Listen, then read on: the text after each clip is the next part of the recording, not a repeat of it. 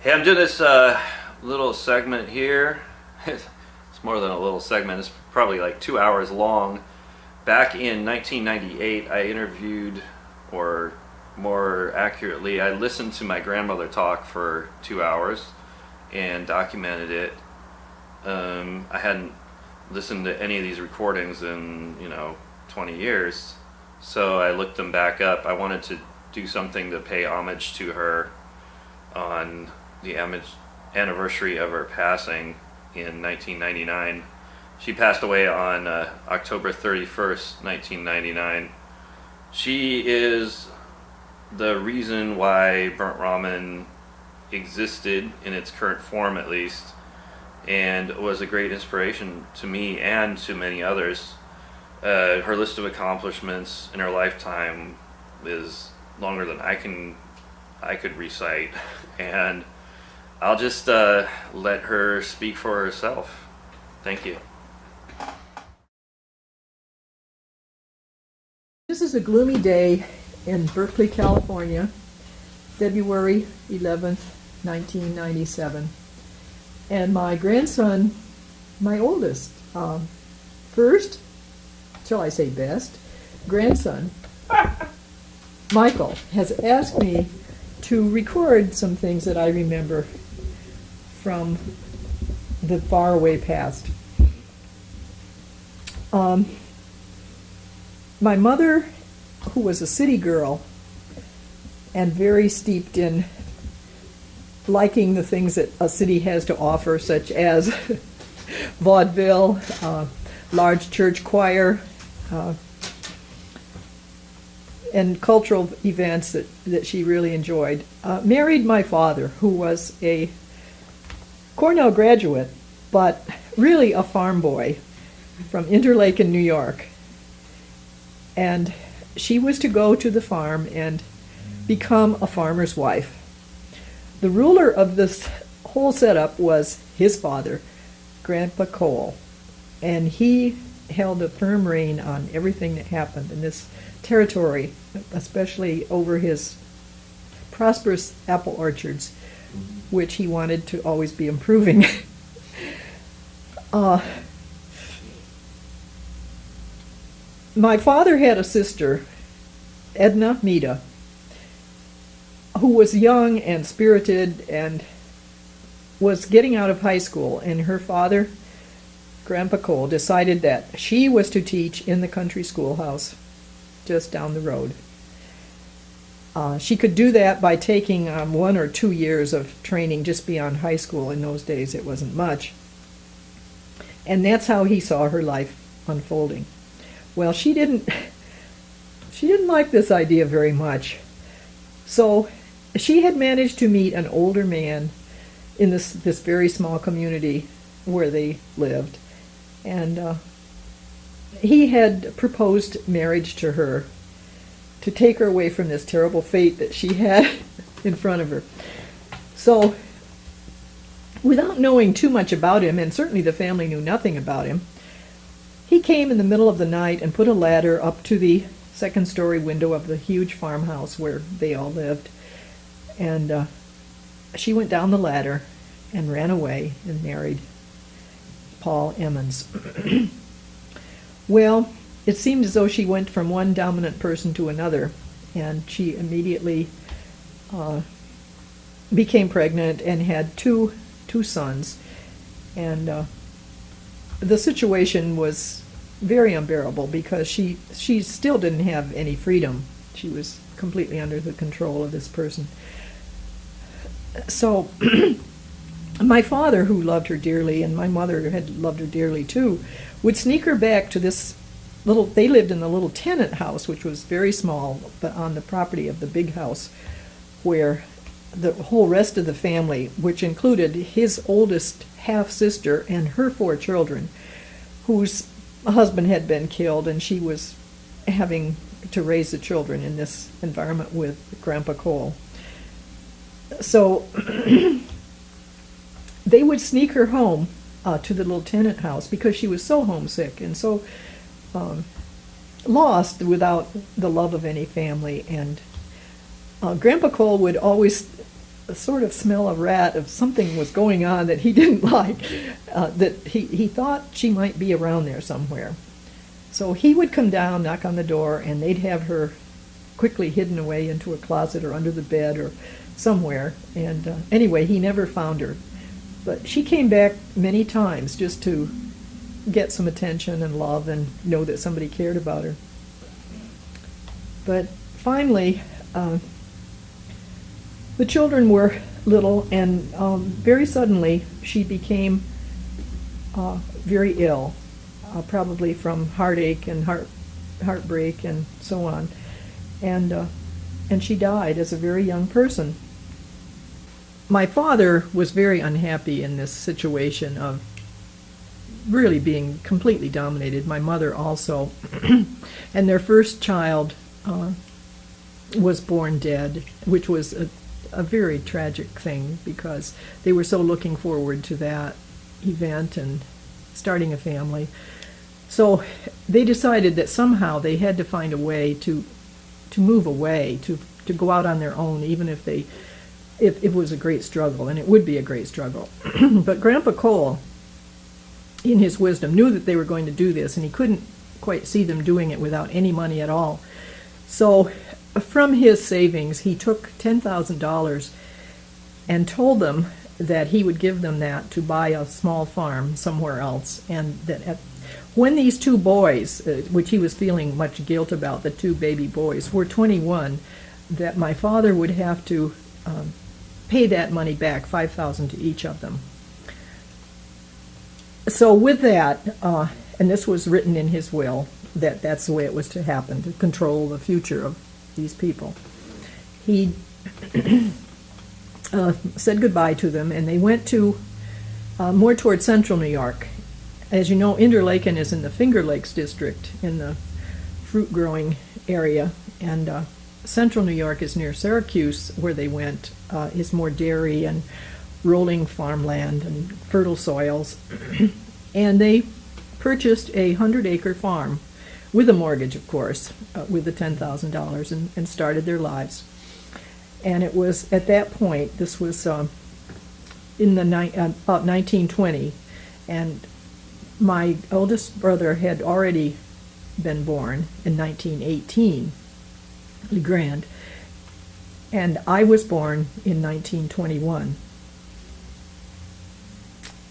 In the cold of a very hard winter, December 15th, to be forever remembered by me as a time that was the worst in the year to have a birthday, because people were always saying they'd give me my birthday presents with my Christmas present. So I grew up on this farm, being sort of very special because there were only boys. I had lots of boy cousins who were always coming, and boy neighbors, and my two brothers, and Brother John was born in 1926. And I was, probably, I think, spoiled because being the only girl. I don't know exactly what Mike wants me to tell about, but there's just so many little things that flow back in your mind when you think of, with all these boys, how they treated me. They would put snakes down my neck, and they would crawl under my bed at night and act like there were mice under there. They would not include me a lot of times in their play because they just wanted to tease me. They were always teasing me. My mother was forever saying, "Oh, you're ruining her sweet disposition. You should just treat her better." And she was always protecting me. And I wasn't, after nearly being caught in the current of the river, I wasn't allowed to swim in the river anymore, which I really wanted to do, but I was really protected just only because I was a girl.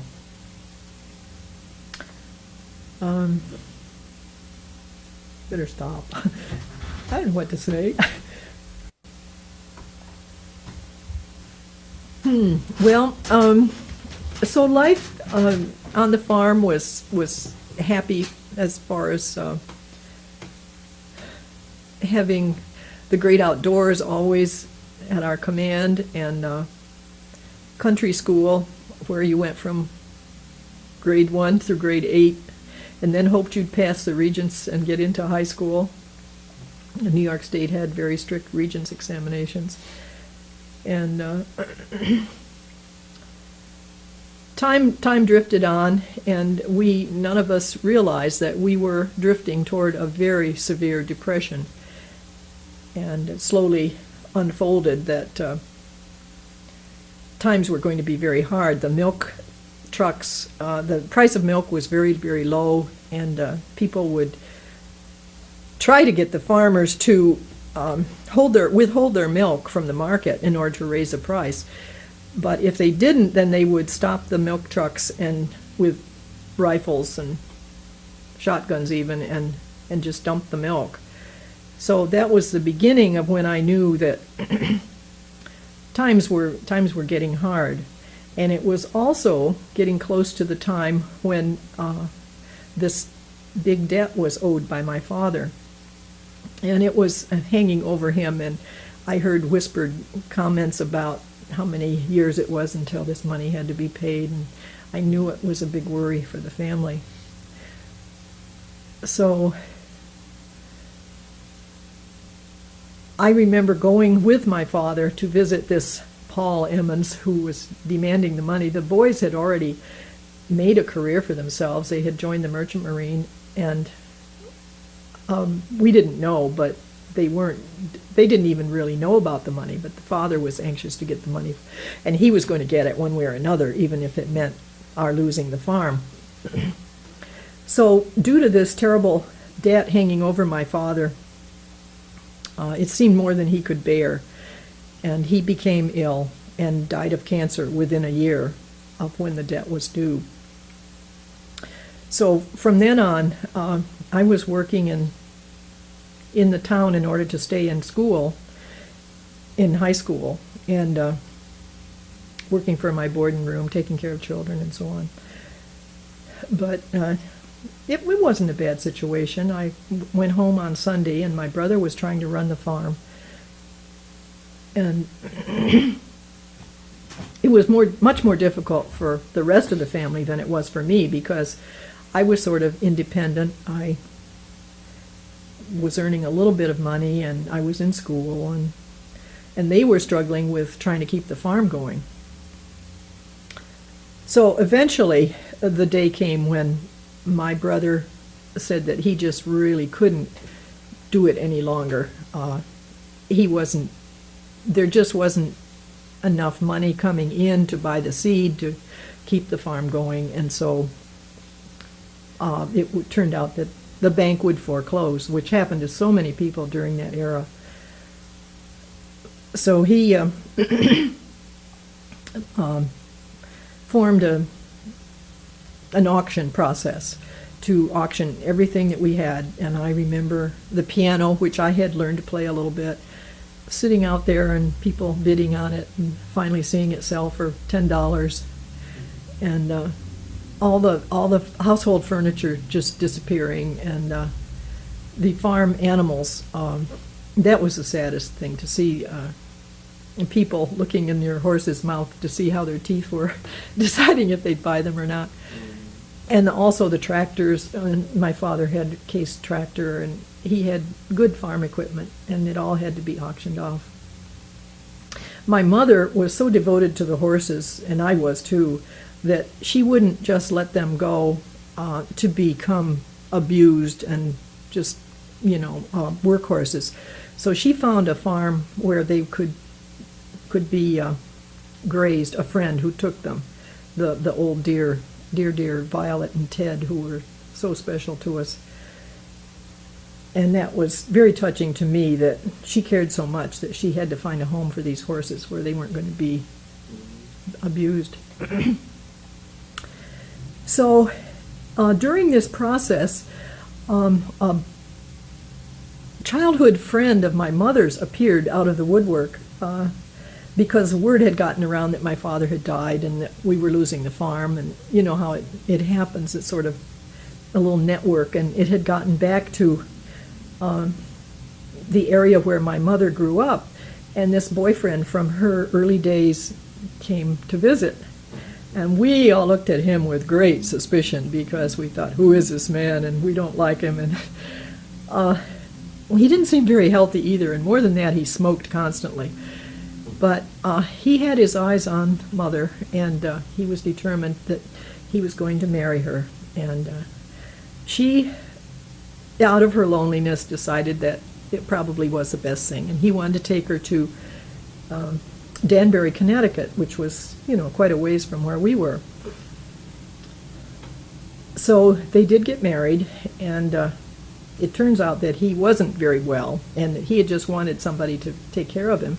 He didn't have much money. I guess he thought she had some money from the insurance. So I stayed in the town, Baldwinsville, where the farm was, and worked and finished high school. And by then I had had a job in Maine, Raymond, Maine, working in a professional women's camp.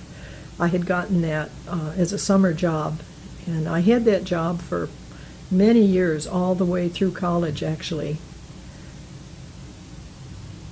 And enjoyed that very much. It was like a breath of fresh air to me to go into an atmosphere where it was a beautiful lake and canoes to paddle, and while there was work to do, it was just a wonderful experience living with other girls in a boathouse and sharing our lives together. So I was separate from my family pretty much from that first, actually from when the auction and the farm was lost. I was living separately. So the final summer, when I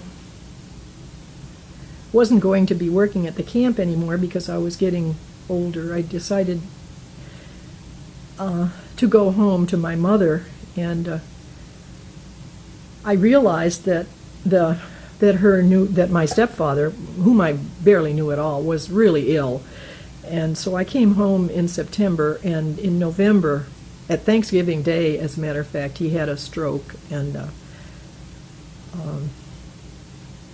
things were really bad because we knew that very soon he was going to die. And we had no place to live. We had no income, and we were given a place by some of his family. We were given the use of a home, and we moved in there in the dead of winter. Actually, it's around Thanksgiving time in New York is when the snows all start. So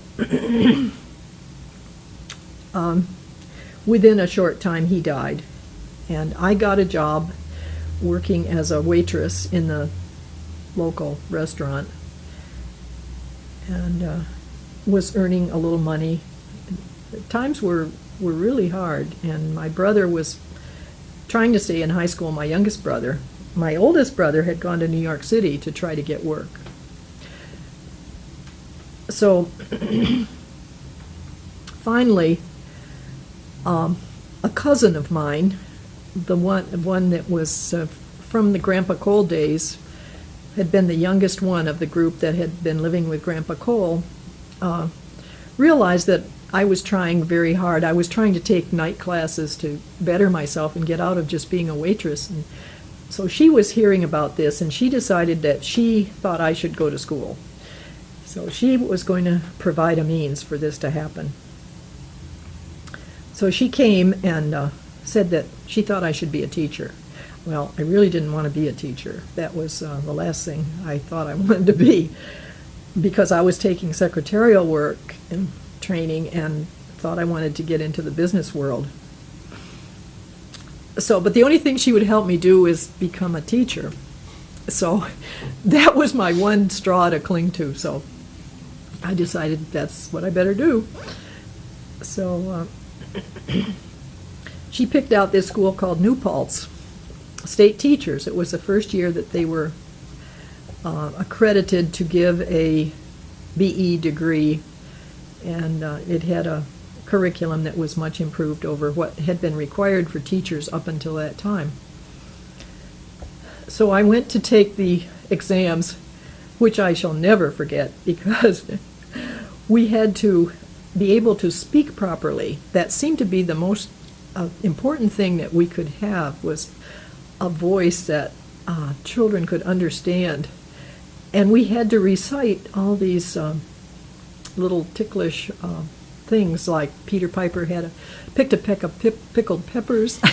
If Peter Piper picked a peck of pickled peppers, how many pickled peppers did Peter Piper pick? Well, apparently I did it okay, and I passed the exam.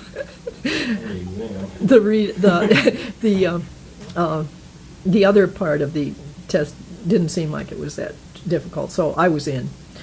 So now the next thing was that my cousin said, now you must get a job because you're going to be supporting yourself. Well, I sort of had the idea that she was going to help me a little bit, but there was no tuition, as I recall. If there was, it was very little in New York State. But of course your board and room was the thing that would cost money. So her idea was that I would get a job in a professor's home and take care of children while going to school. So I was going along with the program to do whatever I could to make it a success. So I got a job with this professor and his wife and 2 children.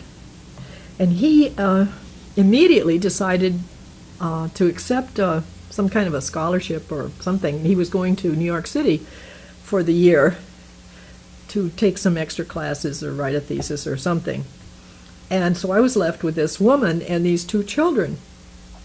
And it turned out that she had taken this opportunity with him away to have her fling, which apparently she hadn't ever been able to have. So she was out quite often and coming home sort of half-soused, and it seemed like I was in charge of the whole household, of keeping the children, who would wake me up at 5 o'clock in the morning, because she would always put them to bed real early so she could go out on these dates. And it became a pretty hideous situation with the children, because I couldn't ever take part in any activities on the campus. I wanted to join a choir or do some extra activities, but I had to come right home, and I wasn't getting paid one single penny for this. During high school I had at least gotten paid something, but there was no money involved in this. It was just strictly, food and a place to live. It was a very, very nice house. So I decided that I could hardly bear this any longer. In the meantime, I had a girlfriend who was doing the same kind of thing for a dentist. In fact, the dentist's wife was running around with this professor's wife. And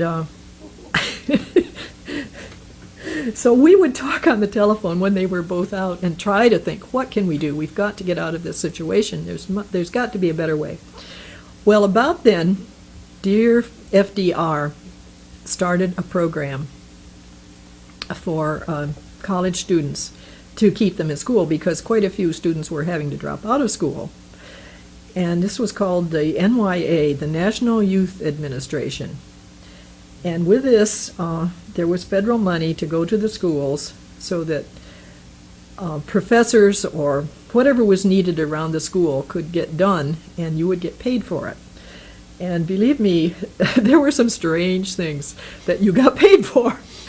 I got assigned to this English professor, who, a woman, who really didn't have much work for me, because she couldn't trust me to correct papers and do her work of her profession, her job. So she had me help with entertaining. She really liked to entertain.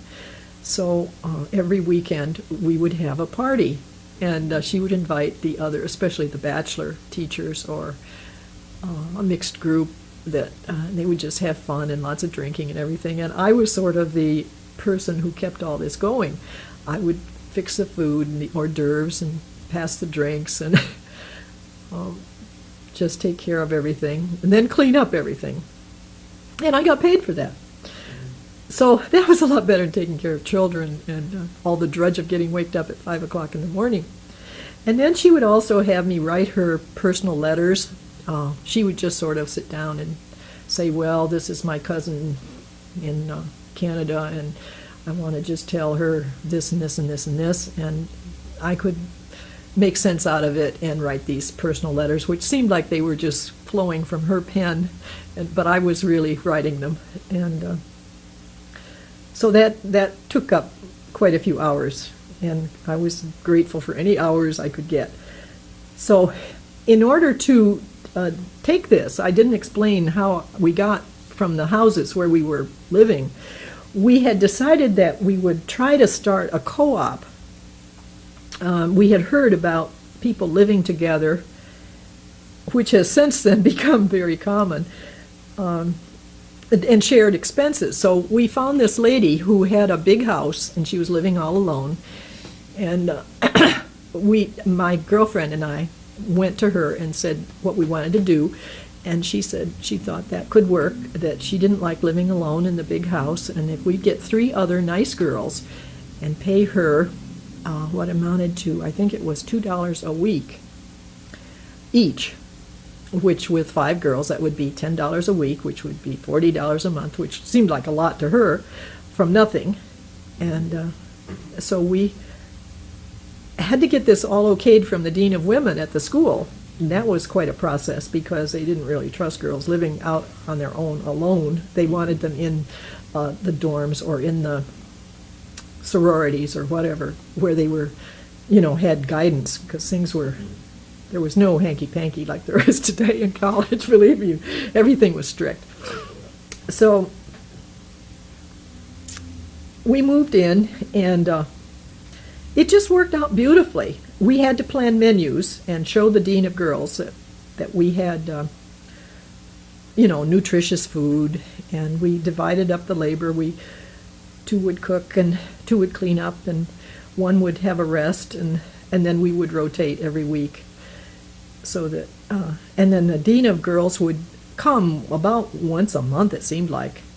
And when she came, we would always serve what we called California chicken pie, which was tuna fish and some kind of pasta and mushroom soup and peas. And apparently she liked that because she thought we were doing a very nutritious meal. And she gave us high marks. We were really honored as being a model co-op. So life went on, and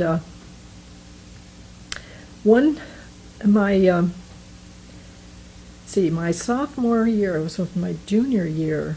Anyway, I went home, and I was still going to camp in Maine, and I was to stop and see my mother before and get my things together before I took a train and went up to Maine for the summer. And that first day that I was home, it was a beautiful day. I do remember there were flowers blooming. In June in New York is gorgeous because the roses are just in full bloom, and many other flowers too. And all of a sudden, I was looking out the front door of this little tiny house that my mother had rented and was living in with my youngest brother. And I saw this man walking up the driveway, and he looked a little familiar because it turns out I had known his brother during this past couple of years when I had been home on vacation. Well, anyway, that was my husband-to-be, Jeb, and it was like some kind of magic happened. We looked at each other, and he was riding a bicycle, wearing a T-shirt, and he said, I came around to check on you because my brother wrote to me and told me that you weren't writing to him. And his brother was in Panama, by the way. His brother had graduated from Cornell and was down working on a project for the locks in Panama. Actually, they were afraid that the Germans were going to bomb the the locks, and they wanted to find a way to camouflage them, was the way I understood it. Now, later on, I heard other stories of why he was there. Now, I'm not sure what's exactly right. I'm sure Jeb's brother would expound on this and tell in great detail why he was there, but I never have been particularly clear on why he was there. But anyway, I bought this story, and that he had come to see me, to really check up on me, to see why I hadn't written.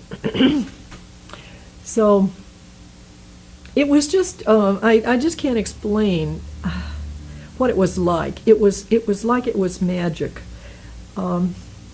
It was the flowers, the smell of the blossoms, the evening, the early evening hour. And I guess, they talk about love at first sight. And I just recently read an article about a couple that's been married for 80 years, and they explained exactly the same thing that I think people think is crazy. They laugh about it and say it isn't true. But it was true. It was like our whole future was encased in that one moment of just looking at each other and feeling that this was a person you could care about. So we saw each other constantly for the few days I had before I was going to take the train and go to Maine. And we rode bicycles together, we hiked, and my mother played right along with us because she immediately liked Jeb very much. He had a way with her that she had quite a sense of humor, and he loved that. And so we would invite him for dinner, and he would say to my mother, well, and now, did Meda make this? Oh, yes. She's really a good cook. And he soon found out after we were married in a year, that was one June, and the next June we were married, that it wasn't my cooking at all. It was my mother's good cooking that won him over. But so he took me to the we walked everywhere because he didn't have a car. There were no cars in the family. So he took me to the train, and the thing that really impressed me was that when he said goodbye to me at the train, he just kissed my forehead and told me that he would write, and that was there was just a beautiful feeling that there was a relationship formed, although he was going to be on his way to North Carolina to visit his roommate who had him set up for a girlfriend of his. And I knew that. He'd told me that he was going down there. So I went off to Maine, and then letters started flying back and forth. And Jeb went back to the Naval Academy, and then, of course, mid-year, December 7th, the big day, the Japanese bombed Pearl Harbor, and we were at war, but for sure. And with that, our Congress, in all their wisdom, decided that if these young men, West Point and the Naval Academy, were allowed to go off and be killed in battle, that maybe they should be allowed to get married before they went. So it was with quite a weighty decision that they made, so that from then on we were saying, well, should we be married in June? Because we knew he was going to be going to the war zone immediately. And in fact, the class got accelerated so much that he only had a 3-year degree in electrical engineering from the academy. And so I was back in school, and we were trying to decide. We knew the families didn't really want us to get married. We were too young and blah, blah, blah. But Jeb was saying, well, I can help you get through school. You're having a struggle, and I just think it would be better for me if we were married, and I felt that somebody was there waiting. And so he invited me down to the ring dance and at Annapolis, and he had an engagement ring for me, which is a miniature of the ring that they get when they graduate. And there was quite a ceremony, standing in this big carved wooden ring, and the bowls of the water from the 7 seas sitting there, and the ring gets dipped in all of them. And if you're getting engaged, the girl's ring gets dipped in that too. So Jeb dipped mine in, and then I dipped his in, and that was you were planning to be a Navy wife then, which was quite a step. So then we decided if the family would go along with it at all, we would be married in June before he left, right after his graduation. Well, his grandfather and grandmother were lovely people, and they seemed to think that it was a good idea. They liked me, and they liked my mother, and but Jeb's mother wasn't so sure. She felt Jeb should be marrying into wealth, that a naval officer needed some financial backing because there was, there would be a lot of travel to try to be together, and an ensign doesn't make very much money, and so how was he going to handle this financially and everything? So she was really very much against the wedding. And I do recall that during that time she sent my handwriting off to be analyzed by a graphologist, and I guess she was trying to find out something bad, some reason that he shouldn't marry me. Well, it came back pretty flowery in my favor, and she told me that I recognize that might have been hard for her to do, but she did tell me that they had said that all I would want for her son was what she would want for him, that I wanted the best for him. So with that, she gave us our blessing, and they had a wedding arranged, which was really a nightmare because it was all happening so fast. We came from Annapolis, and all his family had been down there for the graduation, and we came back on a Friday late, and the wedding was to be on Sunday. So his Uncle Benny, who was just a dear person, wanted to make this little, it wasn't a church, it was really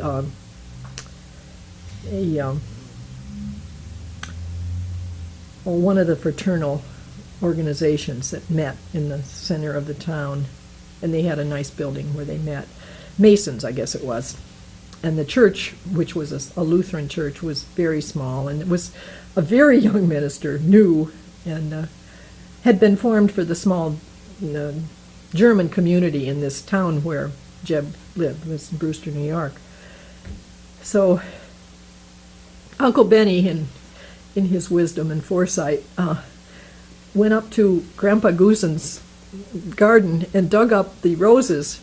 I mean, they were big, tall roses, and he had these big galvanized tubs, which he put them in the front of this building, which was, where the wedding was going to be. And it was a pretty formal type wedding because Jeb had his sword, and my sister-in-law had made, my oldest brother's wife, knew how to bake cakes, and she had made this huge wedding cake, which was really, as I recall, it was absolutely gorgeous. And it was to be cut with a sword. and then there were all these roses along the side, but nobody thought to put any kind of covering over these galvanized tubs. And we did have a person that was going to take pictures, I mean, really good photography, that were to be enlarged so that the whole wedding would be recorded. And when these were developed, here were these galvanized tubs, which looked absolutely hideous, with these handsome men in their navy whites, because Jeb's roommate and and best friends all came and were ushers at the wedding. And his roommate's sister also came to be a soloist, and she sang because I come to you with naught save love, and she sang beautiful. She was a gorgeous soprano voice, and her boyfriend was there, and little did we know that within a little over a month he would be killed in the war. He went to a submarine. Jeb wanted to go to submarines, but he had studied so hard the last part of the year that his eyes had really deteriorated, and he couldn't pass the eye exam to get. You had to have good eyes on a submarine. In other words, you couldn't depend on glasses, I guess, in case of trouble. So they said, you have to go to a battleship, because you'll be much safer. With poor eyes, you'll be much safer on a battleship, and safer for the ship, too. So he was going to go to the USS Idaho, and which was a battleship based in San Francisco, and to go directly to the war zone. So we we had a sort of a strange honeymoon planned. I don't know why, and I wish now that we never had done it that way, but we decided to go to New York City, which was a crazy place to go for people who only had a few days and not much money. And his brother, who was best man, betrayed us all the way. I mean, he never worked in favor of us. He took most of Jeb's clothes out of his suitcase and put books, heavy books in there, like The Sea Wolf and all other titles that would sound like a scoundrel. And he also ushered us into the train there in the station to go to New York City, and he had written over the seat, "just married," so that when we sat down, everybody was turning around looking and laughing, and we couldn't figure out why. We thought we were pretty ordinary people. But right over our heads was this "just married," which everybody on the train saw, and the train was loaded with people. So, I mean, he didn't make it easy for us.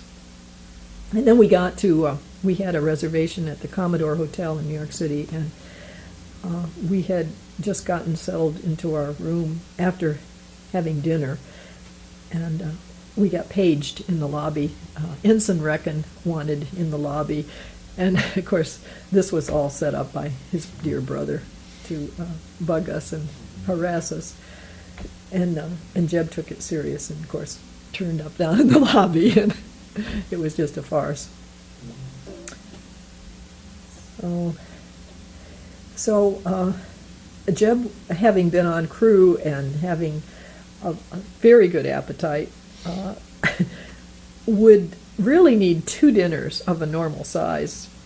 So when we would come up to the room from dinner, and he would say, "I'm really hungry. I think I have to go have a small bite more." And he would go down and have another dinner. Well, the money just would not hold out under this kind of expenses. So we had to cut the honeymoon short. we had to go crawling home and try to find a place to stay.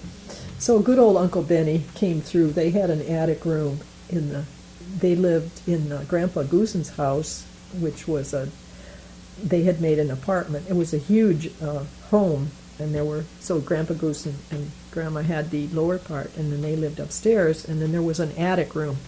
So Uncle Benny said, "Well, you can stay in the attic room." He said, "No problem, and you can just, come and go as you want." So that's how we finished up the honeymoon. So we weren't in New York City very long. We just couldn't afford it between the double meals and Jeb had the idea of taking a taxi wherever we went, and I was trying to teach him about public transportation, and I was trying to teach him saving ways from the very beginning, because he didn't believe in carrying much change around in his pocket, and he would just always leave his change, pennies and nickels and dimes, in an ashtray, and I would go around behind him and pick it up. And anyway, that was the beginning of how were we going to get along.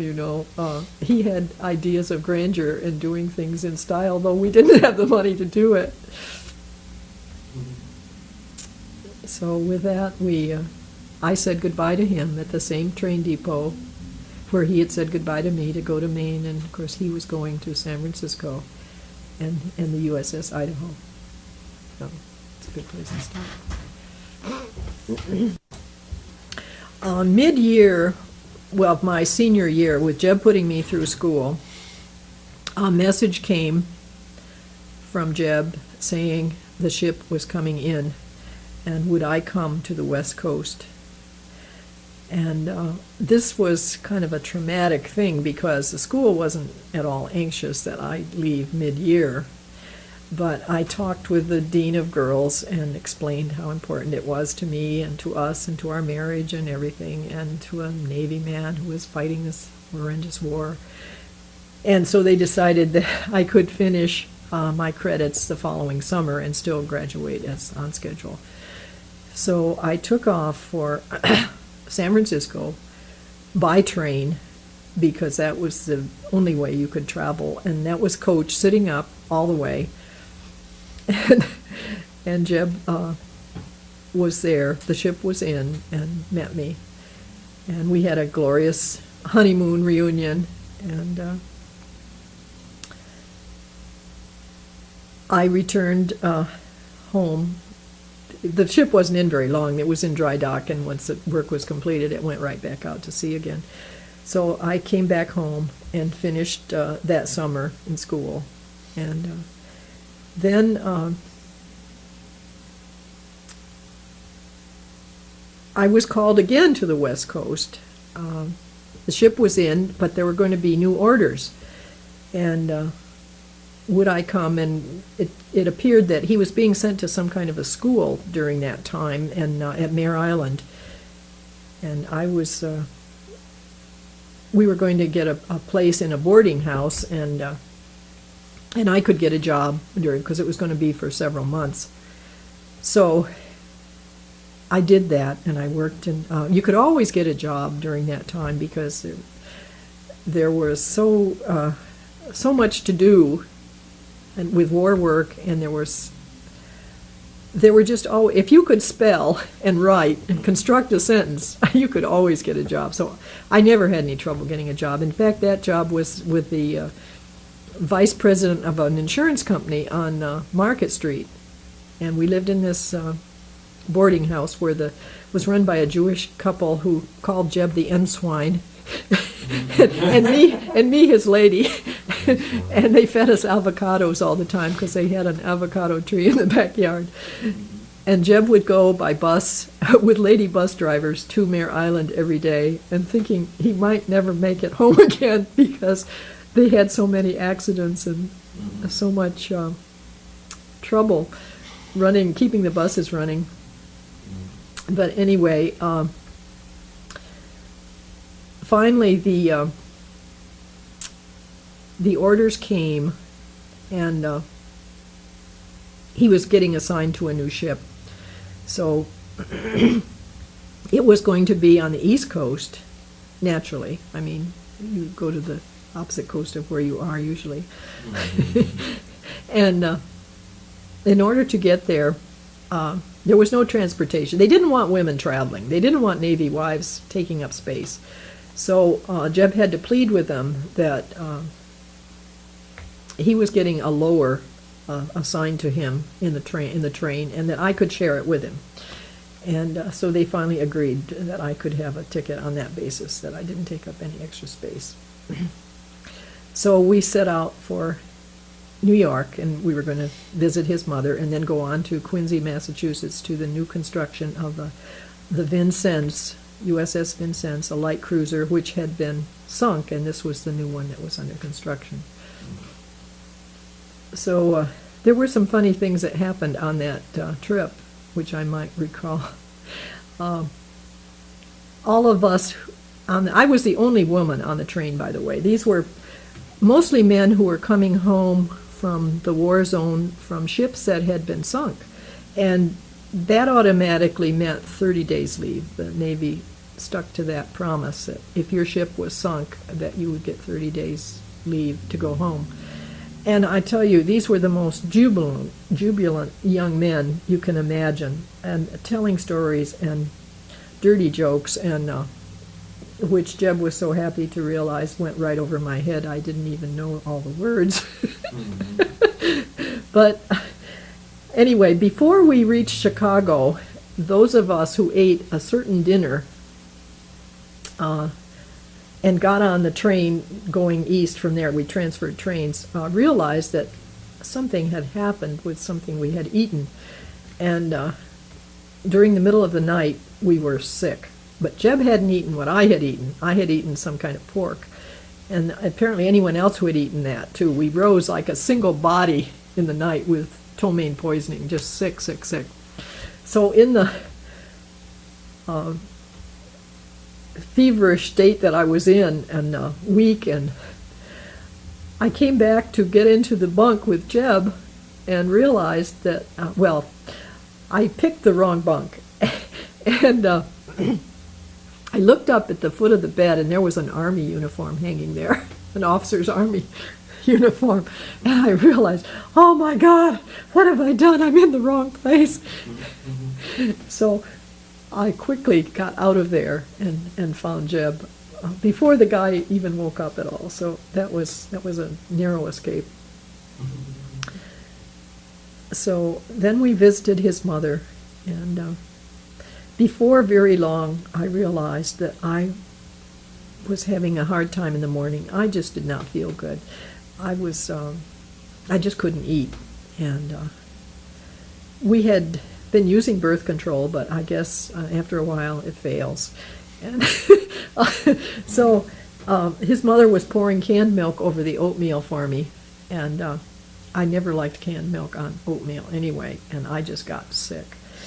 And that was when we were supposed to be taking off for Boston.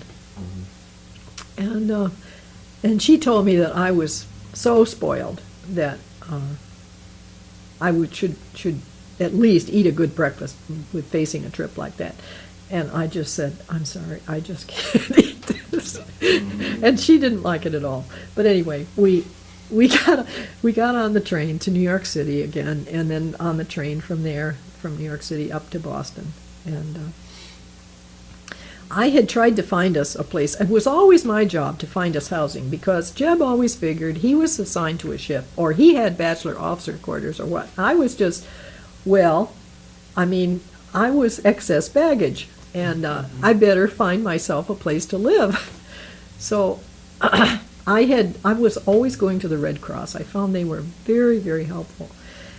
And the Red Cross had a list of homes in different areas where people would take you in. Of course, they were trying to make money. That was the main reason they were doing it.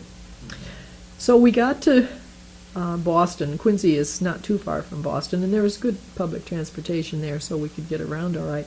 But we came in the late evening, and we had to find this place where I had located at least a room in a house. There was nothing else. It was just a room. And so Jeb's idea was always to go by taxi. Well, that was quick and easy, and if you had the money, it was great. But our money was always strained because of this. And we got there, and then Jeb turned to me and said, you're settled, and now I have to go report into the ship. He said the orders are that you report in within 3 hours of when you arrive in the area. You report aboard ship no matter what time of day or night it is. So that was wartime orders. And so he left. And here I was, way out on the outskirts of Boston somewhere in this, what seemed like a castle, and very kind of scary atmosphere where you didn't know who was in the next room, or, who was downstairs. And I was beginning to feel pretty lost. And besides that, irpy. And I hadn't eaten the oatmeal, and on the train they had bologna sandwiches, and bologna was never my favorite, and it was white bread, and I couldn't eat that. So I hadn't had anything to eat, and by then I was getting, really sick, hungry, and so I didn't know what I was going to do, and I figured, I'll just wait until Jeb comes, and maybe he'll bring something. So he came, and he was feeling really sorry for how bad I had felt, and the fact that we were a little bit at odds with each other. And so he came with a big box of candy, chocolate candy. And I took it and literally threw it at him because that was the last thing in the world I needed. I knew I needed some nutritious something, like maybe a little bowl of tomato soup. So he went down to the landlady and explained the situation. He always came through in some way. After a while, he would always find a solution. So he went down, and sure enough, she had a can of tomato soup, and he heated it up and brought me some tomato soup. He'd already had dinner on the ship. I mean, he'd made out okay. So I survived. And then the next day, he said, well, I guess it's your job to find us a place to live. And that was no easy task. But again, I went to the Red Cross, and they always gave you suggestions of what housing there was available in the area and how you could find it and so on. So he was off on the ship on this new construction, getting this ship in order to go out for a shakedown cruise. And I was stomping the streets trying to find us a place to live. So in those days in Boston, they would cut these big old houses up into, there didn't seem to be any zoning laws at all, how they did things. They would just take a bedroom, and then the closet would become the kitchen, and they would put a little refrigerator in there and a little gas plate, or anything, and all the upstairs bedrooms would be turned into little apartments where service people were living. And you'd step out in the hall, and all I had to do was sniff a little bit, and I would just run for the bathroom. I'd be so sick because there would be all these smells. Somebody would be cooking corned beef and cabbage, and somebody else would be cooking some bacon and eggs or something, and you could get all this conglomerate smells coming at you, which was hideous. So anyway, at least we had a place to live, and I just remember funny stories about that, though, because I always tried to, fix a nutritious meal, and I remember there was a little oven, and I baked potatoes, and of course, all we had were plastic table service things. And I remember Jed sticking a plastic fork into the potato, and it just bent melted down. And we had received sterling silver for our wedding, and of course that wasn't with us. That was back at my mother's place. So somehow we were just happy together, just to be together. And then we realized that I was pregnant, and it was maybe not the best time, but anyway, it was happening, and Nancy was on the way. And did go to a kindly doctor who his ship had been shot. His ship had been sunk, and because most of the doctors, there were very few civilian doctors available. We had to take trains for a long, long way to find him, but we thought that I ought to be checked and so on. And he said, "Oh, you're a very healthy young woman," he said, and you're going to have a baby, and the baby's going to be born on August 12th. And sure enough, she was born on August 12th. And I always wondered how in the world he figured that out, but it was probably just a freak that he did. He said that. So very soon the ship was getting ready to go on the shakedown cruise, and it was going to go through the canal and back to San Francisco, and then back to the war zone. And I was to go home, and with my mother, who had by then had a different little house, and my brother was working for a person who was very wealthy and had kept horses, and anyway, they were getting the use of this little house for the work that he did, and it was a very pleasant place in the country, and so I went there, and I found a civilian doctor there. There was no Navy facility, even though dependents were supposed to have care, there were just so many wounded people that there was the whole philosophy of taking care of dependents just evaporated. And so you had to find a civilian doctor, and